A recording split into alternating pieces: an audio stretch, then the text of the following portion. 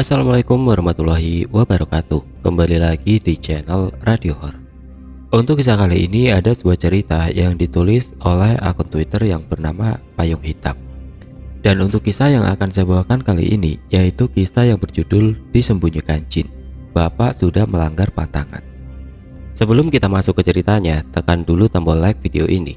Dan jangan lupa tekan juga tombol subscribe channel ini dan nyalakan juga lonceng notifikasinya, agar teman-teman sekalian tidak ketinggalan cerita-cerita baru dari channel ini. Dan jangan lupa juga follow akun Twitter penulis. Dan seperti apa untuk kisah kali ini? Langsung saja kita simak berikut ini.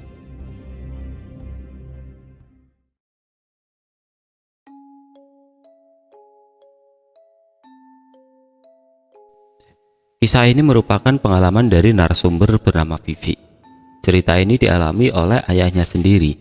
Kejadian ini bermula di tahun 2002 yang bakal terus tertanam di memori ayahnya karena menyangkut keselamatan nyawanya. Kenalkan, aku Vivi. Kejadian ini aku ingat waktu aku masih di bangku SMP. Waktu itu ayahku, sebut saja namanya Pak Hamir, lagi ada rezeki untuk membeli rumah baru di desa terpencil dan juga 1 hektar kebun. Aku dan keluargaku, ayah, ibu dan adikku berdomisili di Sulawesi, tapi aku nggak bisa spesifik ya. Kami tinggal di kota besar. Ayahku juga seorang karyawan di salah satu perusahaan di kota kami. Tujuan ayahku membeli kebun dan rumah di desa terpencil, jauh dari kota tempat tinggal kami, karena ayahku suka melepas penat dari urusan kerjanya ke tempat yang tenang, menyendiri dan juga sekaligus mengurusi kebun yang ia beli. Letak kebunnya masih satu wilayah dengan rumah yang ayahku beli, tapi tidak terlalu dekat juga. Aku dan keluargaku pernah mengunjungi rumahnya dan juga kebunnya, tapi menurut aku kurang asik aja di sana, karena terlalu sepi dan jauh dari fasilitas kehidupan. Keluargaku yang lain juga anggap di sana kurang nyaman. Maka dari itu aku dan keluargaku cuma 1 kali saja ke sana. Selebihnya ayahku yang sering mengunjunginya, bahkan menginap beberapa hari di sana. Bisa-bisa 4-5 hari malah. Letak desanya pun ada seperti di ujung dunia, karena saking jauhnya, aku amati juga nggak ada lagi desa setelah itu yang kulihat. Jadi desa itu betul-betul terpelosok. Pekerjaan ayahku juga hanya pengurus proyek bangunan, yang mana kalau memang belum ada panggilan kerja, ia bisa punya waktu banyak untuk melepas penat dan mengurusi kebunnya. Ayahku juga orang yang mudah bersosial, jadi ia mudah diterima dengan lingkungan barunya. Singkat cerita, awal-awal ayahku datang ke sana sangat disambut hangat dengan warga. Pas banget dengan kepribadian ayahku. Ia suka menyapa orang dan juga sekedar basa-basi. Bahkan warga pun pernah ada yang sampai berkunjung hanya karena ingin bersilaturahmi. Sebegitu antusiasnya dan sebegitu erat kekeluargaannya di sana. Bagus kalau begitu, karena ayahku juga kelihatannya menyukai suasana dan lingkungan di sana. Dan akhirnya pada saat itu, kebetulan ayahku ke sana pada hari Kamis. Setelah pulang berkebun sekitar jam 4 sore, warga, khususnya bapak-bapak, mengajak ayahku ikut pengajian yang diadakan di musola di sana setelah sholat maghrib.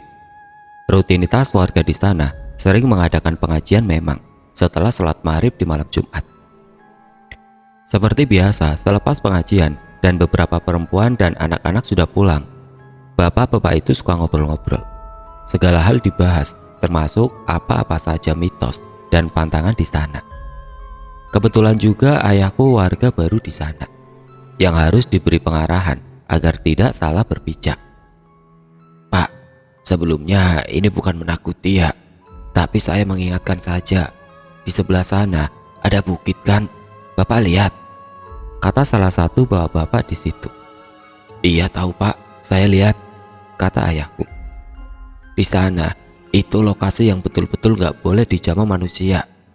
Kalaupun mau ke sana, harus ada kepentingan mendesak saja," kata bapak-bapak yang tadi. "Loh, kenapa memangnya di sana?" tanya ayahku penasaran. "Bukit itu sebetulnya tempat orang-orang mencari barang-barang haram. seperti ilmu hitam, kepuasan dunia, santet, bersekutu dengan jin, seperti memelihara jin. Ya karena di sanalah jinnya tinggal. Mereka yang menunggu area itu, maka dari itu, bukit itu hitam sekali auranya. Jelas bapak-bapak yang tadi. Terus, kalaupun ada keperluan mendesak, bagaimana? Tanya ayahku lagi. Setidaknya, kalau mau ke sana, harus ditemani seseorang yang punya pagar goib. Atau kalau sendirian pun, harus punya pagar goib. Tapi lebih baik, gak usah ke sana lah pak. Lagian kan mau apa juga. Kata bapak-bapak itu menjelaskan. Ayahku mengangguk paham. Pemahaman warga desa juga dipahami ayahku soal menghargai kehidupan lain selain dunia, alias kehidupan goib. Manusia pun akan merasa risih dan terganggu kalau kehidupannya yang nyaman terusik, apalagi diusik makhluk goib. Begitu juga sebaliknya. Kalau kita ke sana tanpa adanya pagar goib, apa konsekuensinya pak? Tanya ayahku lagi penasaran. Ya ditempelin, bakal sakit-sakitan nantinya, menyusahkan pokoknya. Jelas bapak itu. Tapi juga ayahku berpikir, kalaupun melewati bukit itu, yang penting jangan melanggar pantangannya saja. Ayahku jadi tidak terlalu ambil pusing dan tidak terlalu takut dengan cerita tersebut. Singkat cerita, 1 tahun berlalu. Ayahku sering bolak-balik ke desa itu dari kota. Warga pun sudah total menganggap ayahku keluarganya, bagian dari keluarga mereka. Sampai suatu hari, memang sedang apesnya, ayahku ingin pulang ke rumah dari kebunnya sore sekitar jam 4. Ayahku memilih untuk menunggu hujannya reda, tapi lama sekali. Ayahku memang gak mempersiapkan apapun jika turun hujan. Ditambah lagi pada saat hujan, sungai yang bisa dilalui ayahku meluap. Sampai-sampai jembatan batang pohon yang tadinya terlihat, kini tertutup genangan air. Daripada beresiko celaka karena nekat melewati jembatan itu, akhirnya ayahku memilih memutar dan memilih jalan lain. Yang tanpa ayahku sadari, ternyata jalan yang dipilih ayahku adalah kaki dari bukit terlarang itu. Melintasi kaki bukit itu tanpa sadar karena ayahku memang enggak merasakan keanehan apapun. Ditambah konsentrasi ayahku juga pada jalan yang licin. Jadi enggak memperhatikan sekitar, semua normal-normal saja. Setelah sampai di rumah, ayahku membersihkan diri karena basah dan lumpur. Tapi enggak mandi karena sudah terlalu sore. Makan malam dan juga istirahat.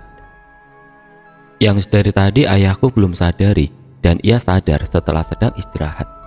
Hawa di rumah ini terasa berbeda, anyep dan hangat. Padahal di luar hujan. Akhirnya ayahku memutuskan untuk mandi. Padahal sempat sebelumnya ayahku ragu mau mandi atau enggak, karena pasti dingin airnya, karena sudah sore begini. Hawa betul-betul hangat. Ayahku berkeringat hingga bajunya basah terus-menerus, dan merasakan haus yang enggak wajar juga. Tapi ayahku selalu positive thinking. Mungkin ia terlalu lelah, jadi butuh banyak minum air putih. Saat malam hari, ayahku memutuskan untuk tidur. Di sela-sela tidurnya, ayahku seperti mendengar pintu belakang terbuka. Bukan terdobrak, tapi bunyinya seperti tertiup angin. Takut ada penyusup atau perampok, akhirnya ayahku bangun untuk cek sekeliling rumah. Setelah dirasa aman, ayahku ingin mengunci pintunya. Didoronglah dari dalam untuk ditutup, tapi terasa seret dan berat sekali. Ayahku beberapa kali sampai mengeluarkan tenaga mengecek di sisi-sisi pintu, tidak ada yang mengganjal. Tapi setelah diamati lagi, pintu itu tertiup angin lalu melambai seakan enteng. Ayahku merasa ini ada yang gak beres. Dengan pasrah dan sekuat tenaga, akhirnya pintu belakang bisa ditutup ayahku. Dikunci dan langsung minum ke dapur, melanjutkan tidur setelah itu.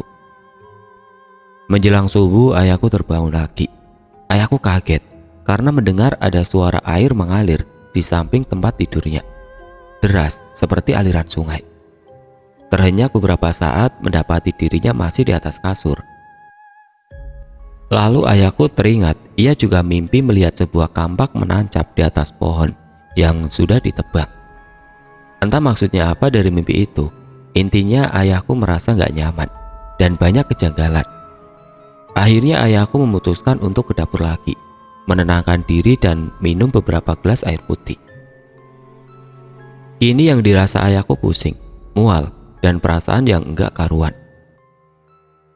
Linglung dan juga terus-terusan merasa haus, juga kepanasan dengan hawa yang dari kemarin sore ia rasakan. Saat sedang menenggak air, ayahku tersadar lagi, pintu belakang terbuka. Padahal semalam ia sudah menguncinya rapat. Semenjak kejadian itu, ayahku sering sekali melakukan sesuatu di bawah kesadarannya. Ia baru sadar beberapa saat setelah ia melakukan kegiatannya. Seperti yang paling aneh, ayahku ke kamar mandi dan duduk di bak mandi. Beberapa saat itu ia sadar dan bingung sendiri mendapati dirinya duduk di bak mandi tanpa alasan. Dari subuh itu menuju pagi, ayahku merasa banyak keanehan, terutama pada dirinya. Merasa juga badannya berat dan gak bisa mengontrol dirinya. Paginya, waktu matahari sudah mulai terbit, hujan turun juga dengan deras. Tapi ayahku justru keluar rumah, jalan kaki tanpa menggunakan jas hujan atau payung, alias hujan-hujanan di jalanan. Beberapa warga di sana yang sedang berteduh menyaksikan ayahku hujan-hujanan dan menawarkan untuk bergabung dengan mereka. Tapi ayahku tidak menyambut sapaannya. "Pak Hamir, sini berteduh loh Pak. Jangan hujan-hujanan, nanti sakit," teriak salah satu warga. Ayahku cuma mengangguk saja dan tersenyum. Selanjutnya ia jalan terus tanpa bicara sepatah kata pun. Di sini ayahku sudah tidak lagi sadar, tidak mengingat apapun. Warga awalnya nggak merasa curiga dan nggak tahu kalau ayahku sebetulnya nggak sadar diri. Tapi tidak bisa berbuat apapun karena mereka juga mau pergi ke kebun dan gak mau terlanjur basah karena hujan. Tapi yang membuat warga agak heran, ayahku berjalan menuju bukit yang terlarang itu. Singkat cerita, tersadarlah ayahku disaksikan di hadapannya ada sungai kecil. Harinya terik, padahal sebelumnya hujan deras. Lokasinya betul-betul gak dikenali ayahku. Bukan perkebunan, cuma hutan, tapi sepi tanpa manusia. Ayahku teriak ingin tahu apa di sini ada orang, tapi sia-sia. Tidak ada sautan dari siapapun. Karena hari terasa terik dan panas, akhirnya ayahku memutuskan minum air dari sungai itu menggunakan tangannya. Mau seperti apa lagi, sudah tidak tertahankan daganya. Baju ayahku kering seperti nggak kehujanan sebelumnya. Aneh, ayahku akhirnya mencari jalan keluar dari hutan tersebut, tapi selalu hasil yang nihil. Segala cara dilakukan, tapi tetap saja berujung menemukan sungai yang tadi.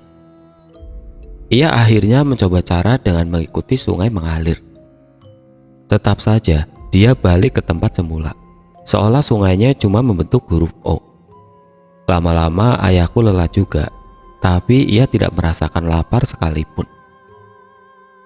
Malah ayahku cuma merasakan haus yang teramat sangat dan terus menerus. Di malam hari ayahku juga enggak merasa kedinginan. Yang lebih enggak wajar lagi, ayahku enggak merasa dan enggak ngelihat ada nyamuk di situ. Padahal itu hutan yang lebat. Biasanya nyamuk-nyamuk hutan bakal sadis banget. Ini terlihat pun enggak. Di malam berikutnya ayahku mulai pasrah dan merebahkan dirinya di bawah tanah di tepi kanan sungai, menatap langit. Kalau memang ia harus mati di sini, bagaimana? Tapi ia masih punya tenaga untuk cari pertolongan. Sepi, sunyi, gelap gulita dengan cahaya bulan meresap dalam jiwa ayahku. Ayahku cuma bisa berdoa, memohon keselamatan dan tetap hidup dan utuh sampai nanti pulang ke rumah. Di tengah-tengah lamunan ayahku, ia melihat tepat di sebelah kiri ayahku, alias di atas air sungainya, seperti ada cahaya. Bukan kunang-kunang, cahayanya besar seperti senter segenggaman orang dewasa. Ayahku sempat berharap itu orang, tapi mana mungkin ada manusia jalan di atas air. Ayahku memperhatikan langkahnya juga, tapi tidak terdengar apapun.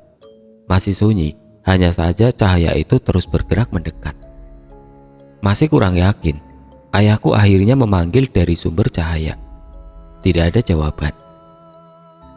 Lama-kelamaan cahayanya menghilang saat ayahku menegaskan penglihatannya di atas sungai itu. Pasrah lagi, ayahku pun akhirnya tidur, berharap besok pagi ia mendapatkan banyak tenaga untuk pulang. Pagi harinya ia bangun, berharap semalam mimpi. Ternyata ia masih di tempat yang sama. Ditambah terkejut melihat banyak jejak kaki sepatu manusia saat ayahku sedang bersiap-siap mencuci muka dan minum di sungai.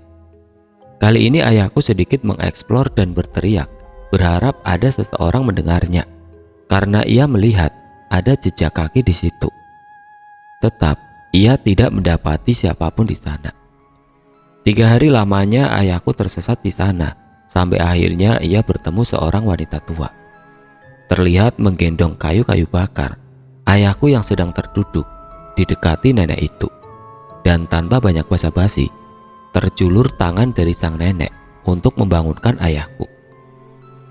Karena nenek itu satu-satunya manusia yang menemukan ayahku langsung sungkem minta pertolongan. Seolah paham, nenek itu langsung memberi ayahku sebuah wadah dari bambu berisikan air putih. Diminumnya langsung oleh ayahku.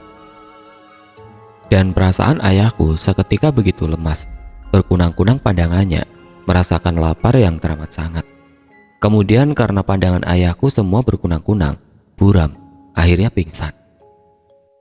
Ayahku sampai gak tahu kemana perginya nenek yang tadi karena terlanjur tidak sadarkan diri. Setelah itu ayahku gak ingat apapun. Ini dari kesaksian warga yang saat itu memang mencari ayahku, menemukan ayahku tergeletak lemas gak jauh dari tepi sungai. Warga yang menemukan terkejut, tapi gak heran, karena sudah beberapa kali menyisir wilayah sungai, tetap gak menemukan tanda-tanda adanya ayahku. Tanpa berlama-lama akhirnya ayahku dibawa pulang dan diurus dengan warga. Setelah sadar dan pulih, barulah warga siap untuk memberitahu yang sebenarnya. Awalnya beberapa warga merasa heran melihat keadaan pintu rumah ayahku. Pintunya terbuka lebar selama beberapa hari. Muncul pertanyaan yang akhirnya warga berusaha mengecek ke dalam. Takutnya ada terjadi sesuatu. Tapi warga nggak mendapatkan ayahku di rumah. Keadaan rumah sepi dan kosong. Dari kesaksian warga itu, melaporkan ke warga yang lain, termasuk bapak-bapak yang tengah neduh waktu itu, yang melihat ayahku berjalan menuju bukit yang dilarang tersebut. Kekompakan dan kekeluargaan warga desa begitu erat, sehingga kesadaran mereka mengenai hilangnya ayahku cepat ditanggapi. Setelah berunding dengan beberapa warga yang mempunyai pagar gaib, akhirnya disetujuilah untuk mencari ke bukit itu. Pertimbangan terus dilakukan karena bukit itu pantang sekali dipijak. Warga yang sudah lama tinggal di situ pun berpikir 1000 kali, gimana kayak ayahku yang baru 1 tahun tinggal di situ. Kesepakatan bulat, lalu dicarilah ayahku di bukit. Ayahku bertanya saat sedang diceritakan, ia melihat jejak kaki. Apa betul mereka telah melewati wilayah dengan ciri-ciri yang ayahku sebut? Kata mereka memang iya, mereka melewati wilayah tersebut karena sungai itulah akses pertama yang akan mereka lewati ketika memasuki area perbukitannya. Berarti betul dugaan warga dan ayahku. Raga ayahku dibuat tidak terlihat oleh warga yang tengah mencari. Bagaimana soal wanita tua yang memberi saya minum di wadah bambu? Apa termasuk warga di sini yang ikut mencari? Tanya ayahku pada warga. Gak ada lansia yang ikut dengan kami, Pak. Kami semua laki-laki dewasa yang menyisir bukit. Bahkan sedari kami melakukan penyisiran, kami gak lihat ada satupun warga di sana, apalagi nenek-nenek. Jelas salah satu warga. Mungkin itu cara Tuhan menunjukkan ayahku supaya ditemukan. Dijelaskan juga sama warga kalau air yang diberikan nenek itu bukan air biasa. Dan itulah yang mengantarkan ayahku bisa terlihat di mata para warga yang sedang mencari. Dan air pemberian dari nenek itulah yang menyadarkan seutuhnya ayahku menjadi manusia. Dari situ ayahku langsung merasakan hal manusiawi, yaitu lapar, dingin dan lemas, yang ia nggak rasakan sebelumnya saat sebelum meminumnya. Saat ayah memasuki wilayah bukit tersebut, tanpa disadari kehadirannya memancing perhatian dari penunggu di sana. Ditambah ayahku tidak memakai pagar goib. Sampai akhirnya ada beberapa penunggu yang mengikuti ayahku sampai ke rumah. Alias ayahku sudah ketempelan sejak ia pulang sore dari kebunnya. Pada saat itu ayahku pulang ke rumah kami yang di kota dengan keadaan selamat dan utuh, sehat walafiat.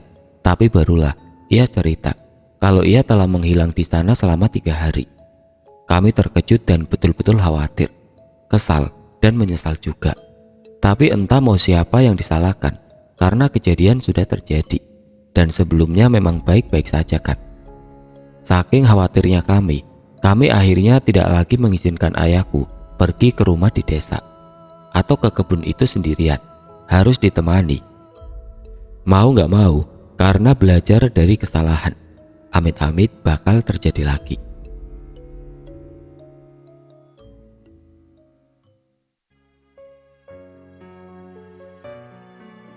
Oke teman-teman, sekian untuk cerita kali ini. Semoga apa yang sudah saya ceritakan dalam kisah ini dapat dijadikan pelajaran untuk kita semua.